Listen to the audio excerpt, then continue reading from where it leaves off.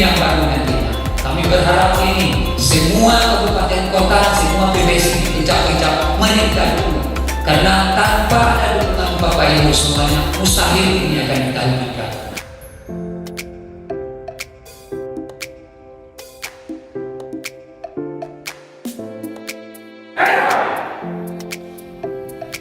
Buat saya, ke Aceh ini bukan yang pertama kali.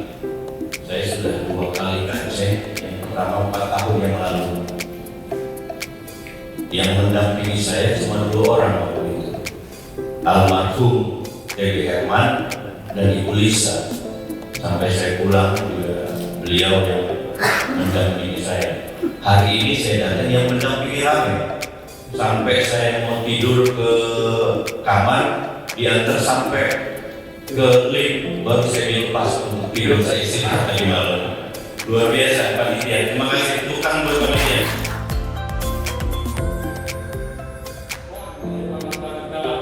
Tidak lama lagi 2024 Aceh dan Sumut, dan bulu tangkis akan bermain di Sumut nanti. Dan alhamdulillah kita Pak Topan dan Pak Hendra, ada Pak Hendra dan Pak Santro dan Pak Udi, kita minta pelatih-pelatih yang andal kita nanti di Aceh, siapapun terpilih ketua nanti. Ini mungkin di Aceh masih kurang.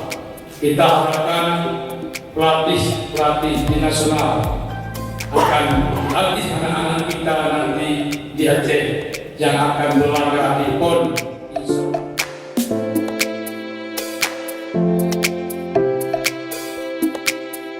Dan akhirnya dengan mengucapkan Bismillahirrahmanirrahim, musyawarah provinsi Persatuan Bulu Tangkis seluruh Indonesia Provinsi Aceh kami nyatakan dimulai.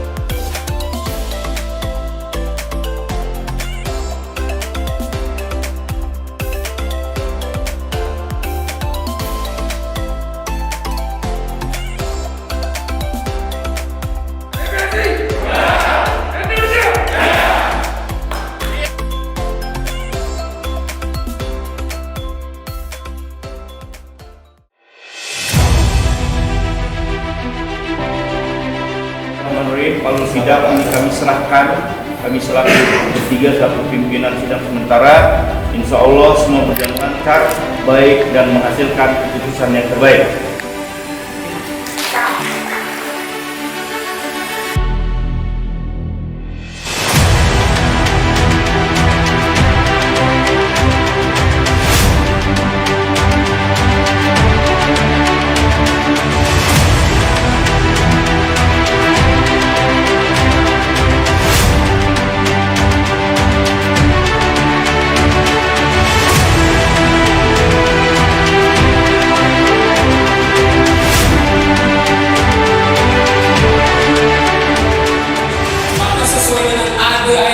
Peraturan Organisasi PBSI, Saudara Safarudin dinyatakan terpilih sebagai aklamasi ditetapkan sebagai Ketua Umum PBSI Provinsi Aceh periode 2022-2026.